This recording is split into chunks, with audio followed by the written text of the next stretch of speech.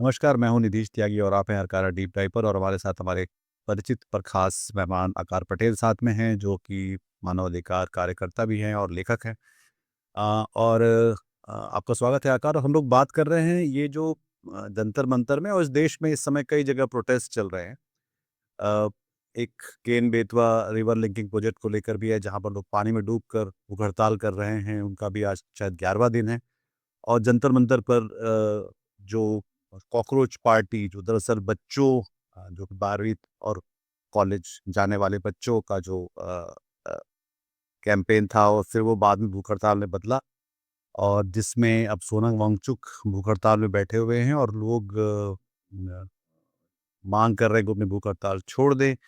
उनकी मांग थी कि शिक्षा मंत्री इस्तीफा दें, जिससे कि देश की शिक्षा व्यवस्था ठीक हो जाए। हालांकि ये भी तय नहीं है कि उस तरह से शिक्षा व्यवस्था कैसे ठीक होगी। पर हम देख सकते हैं कि सरकार, जैसे कि बाकी मामलों में पहले भी हो चुका है, कि उन्हें कोई फ़र्क नहीं पड़ रहा है इस तरह की आंदोलन, हड़ताल, धरने, प्रदर्शन से। आपसे बात इसलिए भी कर रहे हैं क्योंकि आपने किताब लिखी है जो द प्रोटेस्ट कुकबुक नाम से, ताकि ये हम समझ सकें। जैसे कि कई सवाल फिर और उठे हैं वांगचुक की भूख हड़ताल को लेकर, कि क्या भूख हड़ताल एक तरीका है जिससे हम अपनी मांगे मनवाने के लिए कर रहे हैं, या जैसे गांधी करते थे कि वो अपनी खुद की एक तरह से सेल्फ रिफ्लेक्शन के लिए, या एक उपवास करना कि हमने हमसे कुछ गलती हुई जिससे हम उपवास कर रहे हैं। तो वो भी एक बात है कि क्या ये सबसे बेहतर तरीका था इस मांग को मनवाने का, जहाँ पर हम एक व्यवस्था में बदलाव चाहते हैं, जहाँ पे एक मंत्री के इस्तीफे की, हालांकि वो एक प्रतीकात्मक बात होती है, पर उससे शिक्षा की एक व्यवस्था बेहतर हो सके। तो इस मेरा है कि ये तरीका ठीक है कि आप किसी और को हानि आप नहीं पहुंचा रहे। आप अपने आप पे एक चीज़ लागू कर रहे हैं, भूख। और आप ये कह रहे हैं, आप 2 चीज़ कह रहे हैं। एक तो ये कि क्या सरकार मानती है कि शिक्षा व्यवस्था में कोई गड़बड़ हुई है? तो सरकार तो ये मानती है, क्योंकि नीट की एग्ज़ाम दोबारा हुई। सरकार ने ये कहा कि सरकार के अंदर के जो लोग हैं उन पर भरोसा नहीं है, तो एयरफोर्स के विमान लेके जा रहे हैं उनके पेपर को। तो सरकार ये मानती है कि शिक्षा विभाग में कोई गड़बड़ है। दूसरा सवाल फिर आता है कि क्या कोई इसमें जवाबदेही है? यहाँ पर फर्क है। सरकार कहती है नहीं, हम ये मानते हैं कि नीट में गड़बड़ हुई, के पेपर लीक हुए। हमारे पास कोई ऐसी सुरक्षित पाथवे नहीं है जहाँ से पेपर जा सके सेंटर तक, तो हम उसको एयरफोर्स के विमान में भेजेंगे। लेकिन इस्तीफा नहीं देंगे हम। इसके खिलाफ या तो आवाज उठाना या तो कोई भूख हड़ताल करना, मैं ये मानता हूँ कि ये अ, तरीका भी उचित है और ये मांग भी सही है। पर इसमें तो आप ये कह रहे हैं कि मतलब सरकार मान रही है कि हम अपना काम ठीक से नहीं कर पा रहे, पर इसके लिए कोई जवाबदेह नहीं है। जैसे कि बिल्कुल। जैसे कि ये परीक्षाओं को लेकर था, या फिर उसके पहले पहलगाम को लेकर भी था, कि कोई जवाबदेह नहीं था किसी का। नो हेड्स वेयर रोलिंग, की चाहे जिन भी। पर यहाँ पे एक फ़र्क ये है कि ज़्यादातर लोग जो सरकार के समर्थक हैं, शायद वोटर भी हों, वो लोग भी मानते हैं कि यहाँ पे कोई गड़बड़ हुई है। वो लोग भी चाहते हैं कि कुछ प्रकार की एक जवाबदेही हो। मुश्किल ये है कि जब आपका पूरा कारोबार एक राजशाही जैसा हो, तो कोई भी ठेस, कोई भी आँच पहुँचेगी तो राजा तक ही जाएगी वो। इसलिए सरकार ये मानने को नहीं तैयार कि इसमें कोई जवाबदेही हो। क्योंकि जब आप अपनी छाती ठोक कर कहते हैं कि ये वन मैन शो है, मोदी को छोड़ के और कोई है ही नहीं यहाँ पर, मोदी पे ही सारी चीज़ें टिकी हुई है, फिर कोई भी जवाबदेही हो वो राजा तक ही जाएगी। ये एक वजह है कि वो मानने को नहीं तैयार कि धर्मेंद्र प्रधान अभी अपना जो ओहदा है वो छोड़ें। लेकिन मेरा ये भी मानना है कि जब सरकार ने ये मान लिया है और ये ज़ाहिर है कि शिक्षण विभाग में गड़बड़ हो रही है, और ये एक सिक्लिकल चीज़ है, ये इस साल हुई, अगले साल भी कुछ ना कुछ तो होगा। या तो किसी का पेपर ढंग से नहीं होगा, या कोई ऑनलाइन का जो चेक करने का है तरीका, उसमें कुछ होगा गड़बड़। ध धर्मेंद्र प्रधान 2000 229 तक तो रहने नहीं वाले। एक एक दफा जब आप दबाव बनाए रखें, फिर आप पर निर्भर है कि आप इसको छोड़े या ना छोड़े। मैं ये नहीं मानता कि आज का सवाल ये है कि अगर धर्मेंद्र प्रधान ने अपना इस्तीफा नहीं दिया, तो ये जो सीजेपी की जो चाल है या उनकी जो जो जो कैंपेन है उनका, वो निष्फल होगा। ये मैं नहीं मानता, क्योंकि जब तक धर्मेंद्र प्रधान वहां पर रहेंगे, और ये बात साफ है कि इस साल और पिछले सालों में नीट की एग्जाम में और कई एग्जाम में मामला ठीक से नहीं संभाला उन्होंने। जब तक वो रहेंगे वहां पर, एक बाहरी दबाव रहेगा सरकार पर कि अपने आप को जस्टिफाई करें।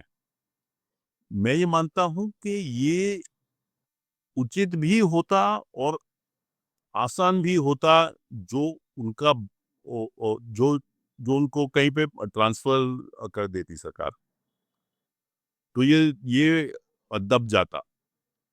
लेकिन अब ये जो है, दबेगा भी नहीं जब तक वो जाएंगे नहीं, और जितने दिन चलता रहेगा, सवाल सरकार पर उठते रहेंगे। पर सवाल जैसे कि बाकी पहले भी उठते रहे, जब किसान बैठे थे या शाहीन बाग के समय बैठे थे या बीच में अरावली की। और जीत गए ना वो तो। यही यही है कि जब आप ढीठ हो, जब आप हिलने को नहीं तैयार, जैसा कि किसान भाई हिलने को नहीं तैयार थे, तो सरकार को माफी मांगनी पड़ी 1 साल बाद, और वो कानून को खींच लेने पड़े, क्योंकि मुसलमान औरतें अपनी जगहों से नहीं हिली। नेशनल रजिस्टर ऑफ सिटीजन्स का जो कानून आने वाला था, वो नहीं आया। आप देखिए, भारत और जो तानाशाही देश हैं, नॉर्थ कोरिया है, चीन है वगैरह, उसमें एक फर्क है। भारत ये दावा करता है कि वो गणतंत्र है। इस वजह से ये एक वीकनेस है हमारे में, क्योंकि हम जो हैं वो दुनिया से कहते हैं, अपने आप से कहते हैं कि ये तो डेमोक्रेसी है, यहाँ पर रूल ऑफ लॉ है, यहाँ पर अकाउंटेबिलिटी है, यहाँ पर लोगों का राज है। और जब तक ये झूठ अपने आप से आप बोलते रहेंगे, ये वीकनेस रहेगी आप में, कि आपको पीछे हट करनी होगी जब लोग भीड़ की तरह बैठ जाते हैं और वो नहीं जाते। मैं अपने ये जो सोनम वांगचुक कर रहे हैं, उससे 100% सरकार पर दबाव है। किस लिए है दबाव? इसलिए कि आपको भूख हड़ताल में 2-3 चीजें चाहिए। एक तो ये कि सामने वाले को और पब्लिक को ये जान हो कि ये चीज हो रही है। बहुत सी ऐसी जगहें हैं जहां पर ये भूख हड़ताल होती रहती है, किसी को पता नहीं होता कि ये हुआ है। दूसरा ये कि पब्लिक कुछ हद तक या बहुत हद तक आपके साथ हो। जब मणिपुर में भूख हड़ताल हुई थी आफ्सपा के खिलाफ, जो भारत के ज्यादातर लोग हैं, वो निष्ठुर लोग हैं। वो लोग चाहते हैं कि ऐसा कानून हो, जिससे कि फौजियों के पास ये हक हो कि किसी को भी गोली मारते हो, कि रेप का आरोप लगे उन पर, तो उनका कोई ट्रायल नहीं हो कोर्ट में। ये लोग चाहते हैं। यहाँ पर ये नहीं है। यहाँ पर लोग मानते हैं, बहुत से लोग ऐसे हैं जिनके खुद के बच्चे हैं इसमें, कि कोई ना कोई चीज सरकार को ठीक से करनी होगी इसको सुलझाने में। और जब तक ये समझ रहेगी लोगों में, तब तक, जब तक ये बैठे रहेंगे हंगर स्ट्राइक पर, तब तक जो है दबाव बढ़ता रहेगा सरकार पर।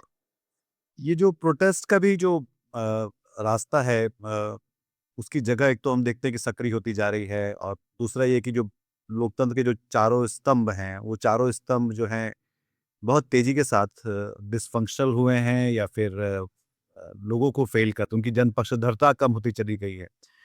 तो उस हालत में मतलब, क्योंकि जैसे मैं सोचता हूँ गांधी के बारे में तो उन्होंने एक ऐसा रास्ता निकाला जो उस समय के तक लोगों ने नहीं सोचा था।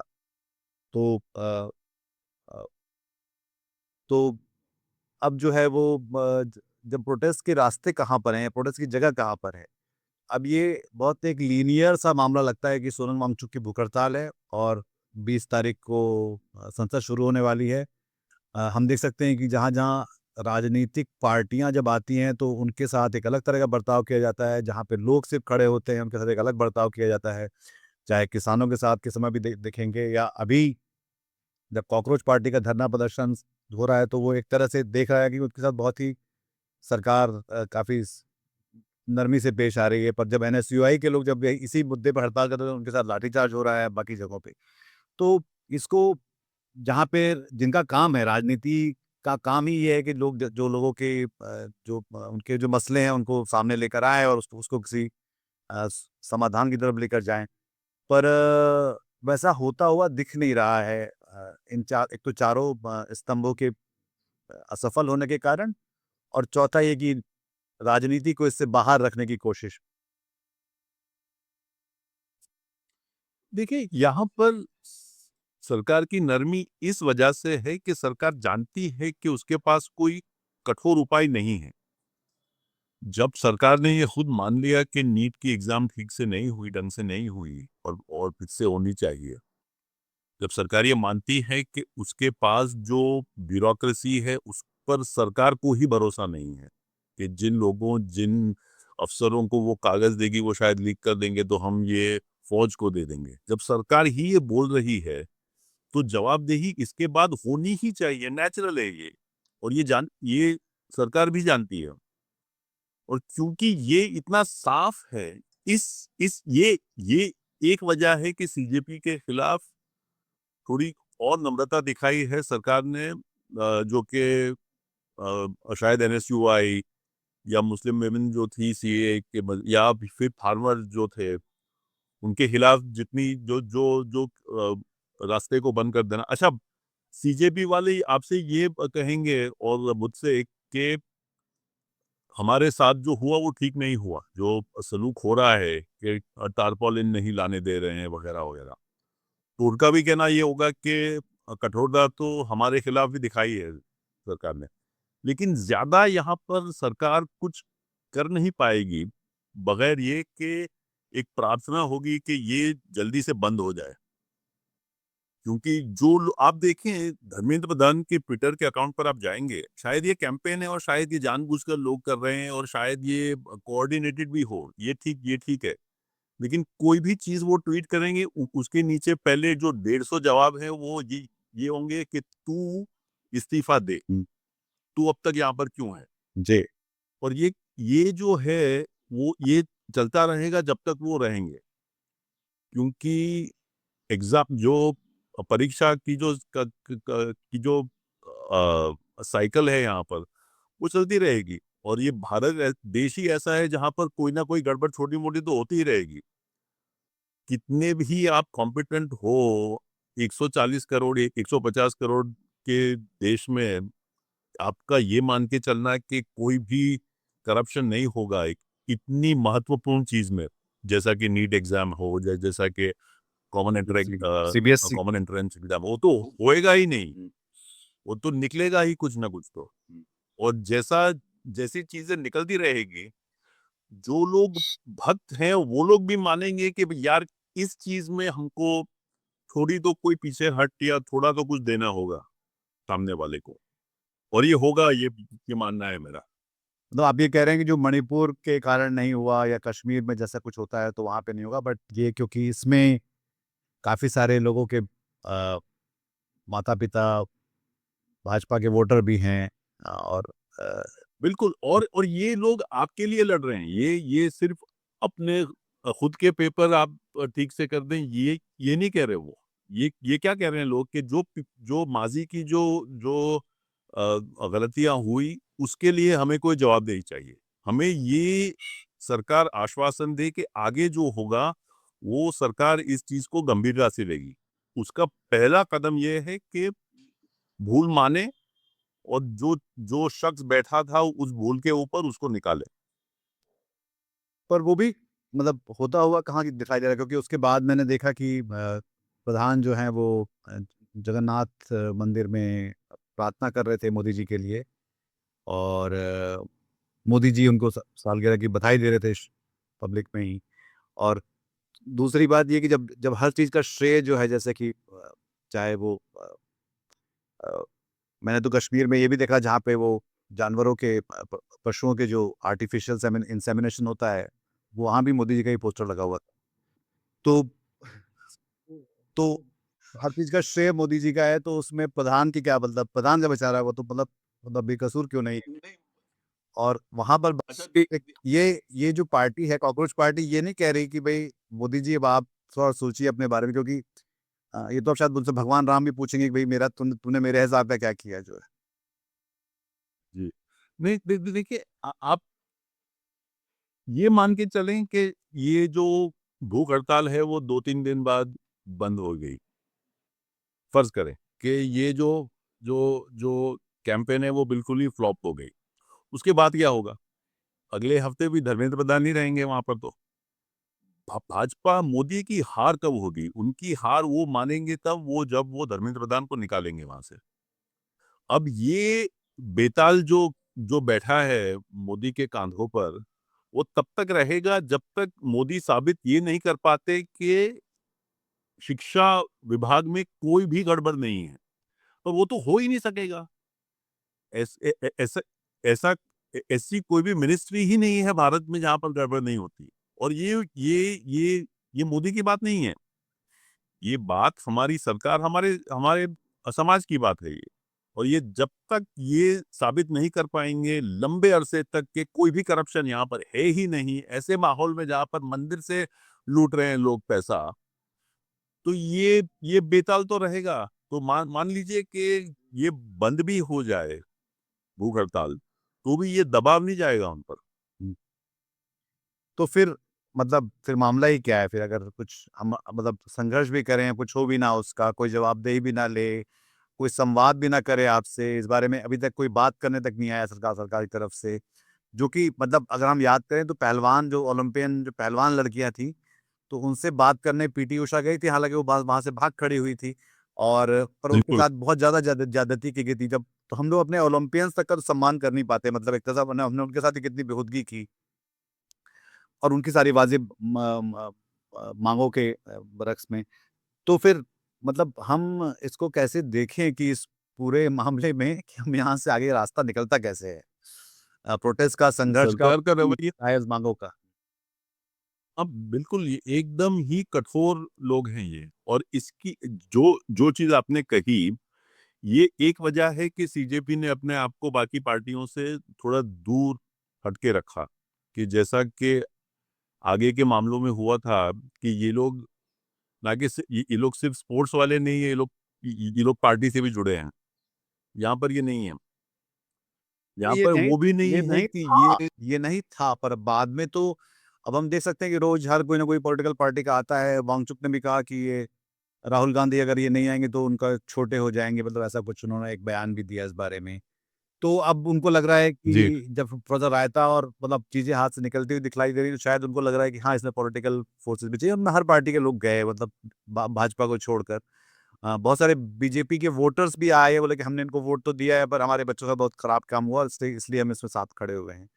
तो ये बात तो बिल्कुल ठीक है कि इसको एक पॉलिटिकल जो लामबंदियों से बाहर लेकर आ पाएँ अगर आप एक जनता के आंदोलन को, पर उसमें भी वो जो एपॉलिटिकल रखने वाली बात अब नहीं है। शुरू में शायद उन्होंने ऐसा कहा था, पर अब वो नहीं है, पर अब वो कहीं जाता हुआ दिखलाई ही नहीं दे रहा, क्योंकि सरकार कुछ कर ही नहीं रही। सरकार ने कोर्ट में भी जाके कह दिया कि नहीं, अभी तो उनकी तबीयत ठीक है, अभी ऐसा कुछ होगा तो हम ध्यान रख रहे हैं, पर अगर आगे कुछ होगा तो हम इस पे इंटरवीन करेंगे। तो उनको भी कोई फ़र्क नहीं पड़ रहा कि वांगचुक की भूख हड़ताल चलती रहे। ये जो कल का जो कोर्ट में जो सरकार ने अपना पक्ष रखा, दिल्ली हाई कोर्ट। मेरा ये मानना है कि इस चीज़ में एक नई और अलग चीज़ ये है कि ये कोई एक इवेंट का मसला नहीं है। जैसा कि जो जो चीज़ों की बात आपने की, रेसलर्स के साथ जो थी, वैसी। ये चीज़ जो है ये चलती रहेगी, क्योंकि जो बच्चे पिछले साल अ, जिन्होंने दी परीक्षा, जो जाएँगे कॉलेज, उनके बाद जो जो जो बच्चे आएँगे, अगले साल देंगे वो भी। तो ये जहाँ तक सरकार पूर्ण तरीके से ये दिखला नहीं पाती कि यहाँ पर बिल्कुल ही कोई गड़बड़ नहीं है, और वो तो होना ये वो तो मुमकिन ही नहीं है। जब तक ऐसा नहीं होगा तब तक ये दबाव बना रहेगा। मेरा ये मानना है कि और कोई भी उपाय नहीं स- है। जल्दी और जल्दी से शायद अ, जल्दी का मतलब शायद ये भी हो कि 3 महीने या 4 महीने या 6 महीने ये अगले साल जब धर्मेंद्र प्रधान को वहाँ से जाना हो। परीक्षा होगी या उसके जो साथ परीक्षा होगी, तो ये कंटिन्यूटी बनी रहेगी मेरे ख्याल। मेरा ये नहीं मा जी, जी, क्योंकि ये जो फिर से होगा, तो इस बार धर्मेंद्र प्रधान पे उँगलियाँ नहीं उठेंगी। इस बार डायरेक्ट मोदी पर जाएँगी कि ये तुम्हें पता था, ये तुमने मान भी लिया था कि हुई थी गड़बड़, फिर भी तुमने उन्हीं लोगों को रखा वहाँ पर। तो या तो मैं साबित कर दूँ कि कोई भी गड़बड़ होगी नहीं, आगे भी नहीं होगी, या तो फिर मैं एक बदलाव लाऊँ जहाँ से ये दबाव थोड़ा कम हो। ये बच्चे जो स्कूल से निकलेंगे, मतलब ये एग्जाम देके सीबीएसई के या नीट के, ये लोग पहले पहले वक्त के वोटर भी हैं। ये निकलते ही वोट भी देंगे, अगर इनका नाम एसआईआर ने अगर काटा नहीं होगा तो या जोड़ा नहीं होगा शायद, क्योंकि वो तो पहली पहली बार के वोटर, तो नाम अगर जुड़ा होगा वोटिंग लिस्ट में, तो ये लोग वोट भी देने जा रहे हैं। तो ये जो दूसरा सवाल है कि एक तरफ वो आंदोलन कह रहा है कि ये राजनीतिक नहीं है, और यही लोग आगे निकलकर पहली बार वोट भी देंगे, तो ये राजनीति से कैसे अलग नहीं है। और हमारी राजनीति इन विषयों पे बात क्यों नहीं कर रही होती है, जबकि जो कि सबसे महत्वपूर्ण है, इसलिए भी क्योंकि आधा हिंदुस्तान 30 साल के नीचे का है, और जाहिर तौर पे और वो पहली बार एक तरह से सरकार की जो नाकाबिलियत है उसको टेस्ट भी कर रहे हैं, वो उसके शिकार भी हैं, उसके गवाह भी हैं। तो वो ये राजनीति से कैसे अलग हो सकता है। और दूसरी बात की जो राजनीतिज्ञ हैं वो उसको क्यों नहीं एस्पाउस कर रहे ठीक से, कि तहाँ जहाँ पे इसको एक एक बड़ा राजनीतिक मुद्दा बनाया जाए।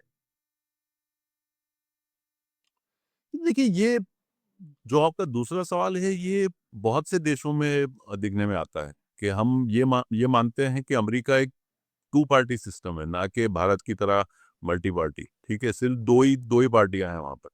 लेकिन ट्रम्प के दौरे में हम देखें तो डेमोक्रेट के पास कोई भी पावर ही नहीं है। ना तो उनकी पार्लियामेंट में जो वो लोग कांग्रेस के नाम से जानते हैं, ना तो कोई भी कुछ भी नहीं कर पाते। उन चीज़ों पर भी नहीं जहाँ पर डेमोक्रेट पार्टी में कोई कंसेंसस हो, कोई चीज़ पर, उनके पास थोड़े पावर। तो ये गणतंत्र और तानाशाही में फिर फ़र्क क्या है, वो समझ नहीं पाते। यूरोप में बहुत सी ऐसी जगहें हैं जहाँ पर वोटिंग इस बुनियाद पर होती है कि आपको कुल मिला के कितने वोट हुए, जिसको प्रोपोर्शनल रिप्रेजेंटेशन कहते हैं, कि आपको 11% वोट मिले तो आपको 11% सीट भी आपको मिलेगी। वो जो यहाँ पर नहीं है। जो 38% वोट भाजपा को मिलते हैं नेशनली, उसकी बुनियाद पर 240 सीटें या 303 सीटें मिली। तो ये कोई सिर्फ भारत का मसला है, ऐसा नहीं है कि कोई पावर ही नहीं है आपके पास। ये बात सही है कि यूएस की तरह भी यहाँ पर जो है वो, चूंकि जुडिशरी बहुत हद तक जुड़ी हुई है सरकार के साथ और सरकार के एजेंडे के साथ, तो वहाँ से भी फिर कोई ढंग का फैसला मिलना, न्याय मिलना मुश्किल है यहाँ पर। जहाँ तक ये लोग जो निकल के आके वोट दे रहे हैं, मेरा ये नहीं मानना कि ये पूरा का पूरा तबक्का जो है वो संघी है और भक्त है। आप देखें तो मोदी के जो वोटर हैं उनमें ब्रॉडली स्पीकिंग, ये शायद एकदम पूर्ण रूप से ये साफ ना हो, लेकिन ब्रॉडली स्पीकिंग दो तरीके के लोग। एक वो लोग जो आइडियोलॉजिकल वॉरियर हैं, जो लोग मानते हैं कि हिंदू राष्ट्र का मतलब ये है कि आप मुसलमान के पीछे लगे रहें।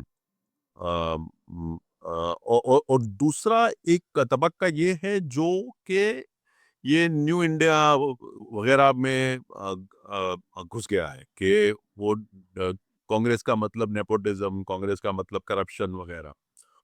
उनको ये बात जाहिर हो रही है धीरे धीरे, या शायद हो गई होगी अब तक, कि जैसा कि आपके और मेरे ज़माने में वो 1982 का जो एम्बेसडर मॉडल था, वो 1983 जैसा ही था। उस पे मार्क 2 की जगह मार्क 3 का सिक्का एक लगा देते थे। वो ये न्यू इंडिया कुछ है नहीं। जितना करप्शन पहले था, आज भी है। शायद पहले जो मंदिरों में नहीं था, वो आज है।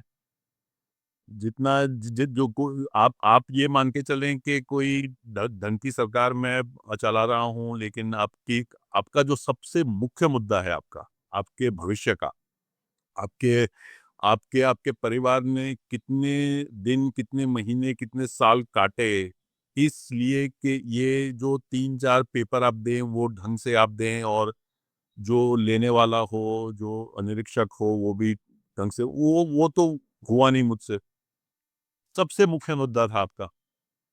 तो ये जो एक न्यू इंडिया का जो है वोटर, वो उसको ये बहुत हद तक पता चल गया है कि ये कोई ज़्यादा कोई फ़र्क नहीं है इसमें। और जो जो लगा था 13 साल पहले लोगों को कि बहुत ही बड़ा बदलाव आएगा, वो इस मुद्दे पर तो नहीं आया। हुँ। इसमें एक सवाल ये भी है जो हमने अभी 3 पड़ोसी देशों में देखा कि जो श्रीलंका है, नेपाल है, बांग्लादेश है और वहाँ का जो युवाओं का जो गुस्सा है वो और लोगों का जो गुस्सा है, वो शुरू में हिंसक भी हुआ और वहाँ पे फिर सत्ता परिवर्तन भी हुआ। अब भारत एक बहुत बड़ा देश है और शायद मतलब हिंसा तो नहीं ही होनी चाहिए। पर आप यहाँ कैसे देखते हैं ये जो असंतोष, गुस्सा, नाराज़गी क्योंकि ये उनसे बच्चों का भी नहीं है। मैं बार-बार बच्चे कह रहा हूँ कि हम उनको हमारे बच्चे शायद इस उम्र के वो बच्चे तो नहीं हैं, वो लोग भी वयस्क हैं जो 12वीं पास कर गए हैं और ये। अ, पर ये कि उनका जो ये जो असंतोष और गुस्सा है वो किस तरह से चैनलाइज़ होगा? क्योंकि हम ये भी देख सकते हैं कि ये जो कॉकरोच पार्टी है और ये जो पूरा आंदोलन है, इसमें बाकी देश के बाकी ऐसे असंतोष के मुद्दे वो कन्वर्ज नहीं होते दिखलाई पड़ रहे हैं। जैसे उनको इस बात का मणिपुर में क्या हो रहा है या मुसलमानों के साथ क्या हो रहा है, ये इसके बारे में वो बात नहीं करते। वो बाकी जो जेल में पड़े हुए जो छात्र हैं, उनके बारे में भी बात नहीं कर रहे होते। नहीं, देख, वो जो जो दूसरी बात आपने कही, वो एक हद तक आपकी बात भी सही है, और जो जो उनका रवैया है, वो भी शायद एक हद तक सही है, कि आप मिनिमम पॉसिबल डिमांड रखें, जिसके ज़रिए आपका जो कैंपेन है वो सफल हो, और ये एक वाजिब चीज़ है। दूसरी बात ये कि शायद लोगों को पता नहीं हो कि नेपाल में, बांग्लादेश में, पाकिस्तान में, लंका में और भारत में फ़र्क कांग्रेस पार्टी का है। कि ये 4 देशों की तुलना आप भारत से करें, तो भारत में हुआ ये कि जो 47 के बाद के जो दशक थे, वो उन दशकों में नेहरू ने, एक हद तक इंदिरा ने शायद अ, इंस्टीट्यूशनल बिल्डिंग की, उसकी, और नताइज ये है कि भारत की सरकार और सरकारी ढांचे को हिलाने के लिए बहुत जोर चाहिए आपको, क्योंकि इंस्टीट्यूशनली भारत एक डेमोक्रेटिक स्ट्रॉन्ग स्टेट है, जो कि ये 4 देशों में, क्योंकि कोई कांग्रेस पार्टी नहीं थी वहाँ पर, उस पे फ़ोकस नहीं हुआ कोई। अब बांग्लादेश की आप तारीख देखें, 72 के बाद, तो कुछ अरसे तक फ़ौज, कुछ अरसे तक जो गणतंत्र था, वहाँ पर भी अ अब ऑपोज़िशन को जेल में रखना वग़ैरह, जो कि आज भारत में हो रहा है, जो कि पहले नहीं हुआ था। आप देखें तो जो भारत के पहले जो 50 साल थे, वहाँ पर जो इंस्टीट्यूशनल कैपेसिटी बिल्डिंग हुई, वो ये बाकी 4 देशों में नहीं हुई। ये एक वजह है, ये सबसे बड़ी वजह है कि वहाँ पर चूँकि कांग्रेस नहीं थी, और या कोई कांग्रेस जैसी पार्टी नहीं थी, भाजपा जैसी ही पार्टियाँ थी सब। तो इस वजह से वहाँ पर रिवॉल्यूशन हुआ। और जो दूसरी बात थी कि जहाँ पे हम इसको अलग रखना की कोशिश कर रहे थे कि राजनीति और जो मुद्दे मुद्दे हैं, जैसे कि मैंने कहा कि ये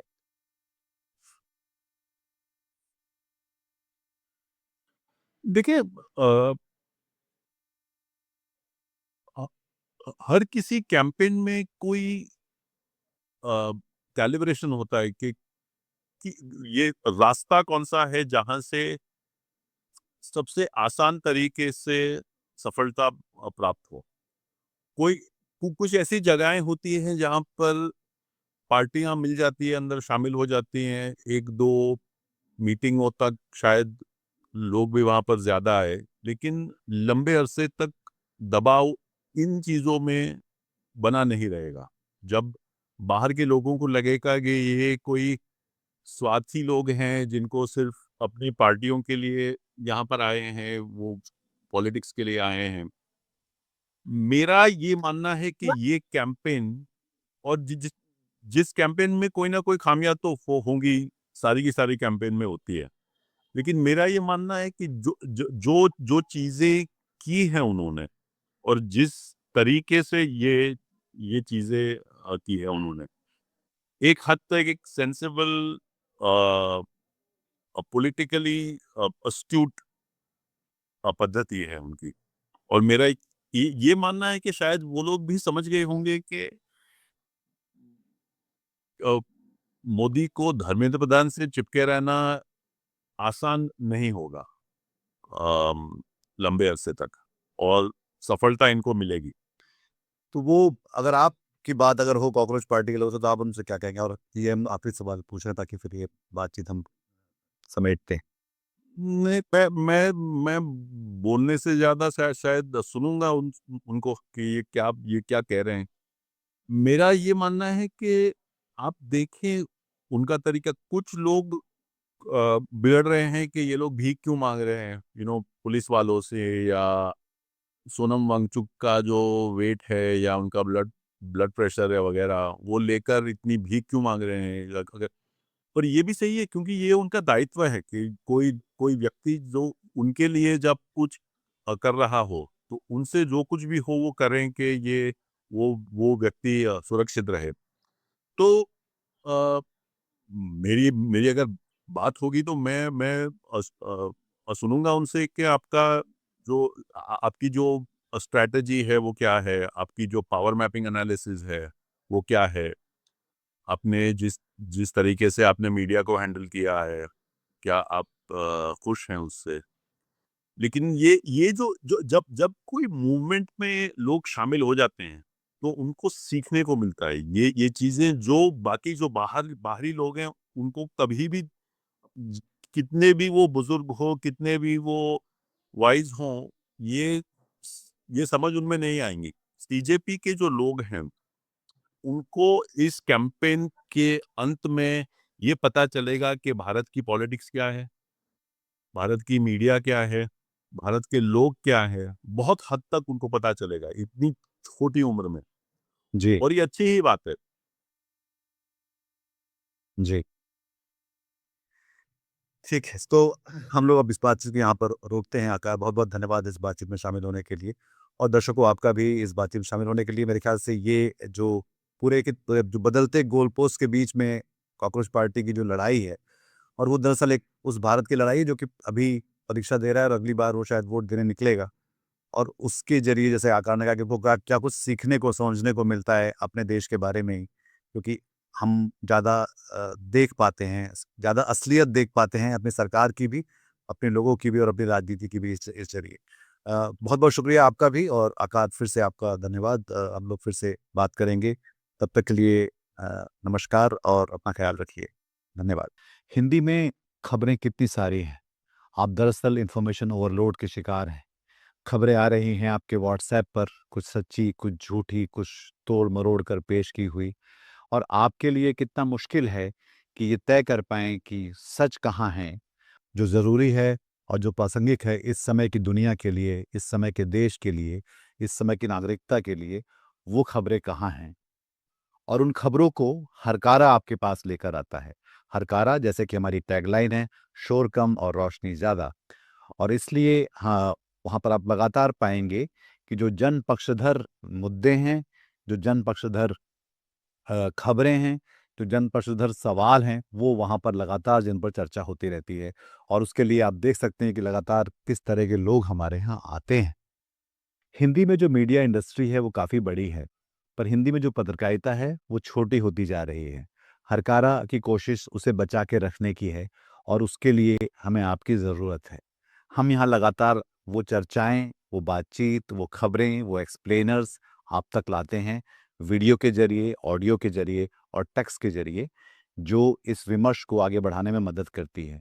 बिना आपकी भागीदारी के ये मुमकिन नहीं है, इसलिए हम चाहते हैं आपसे कि आप इस खबरों को साझा करिए, हमारे चैनलों को साझा करिए, हमें समर्थन दीजिए, आर्थिक सहयोग दीजिए।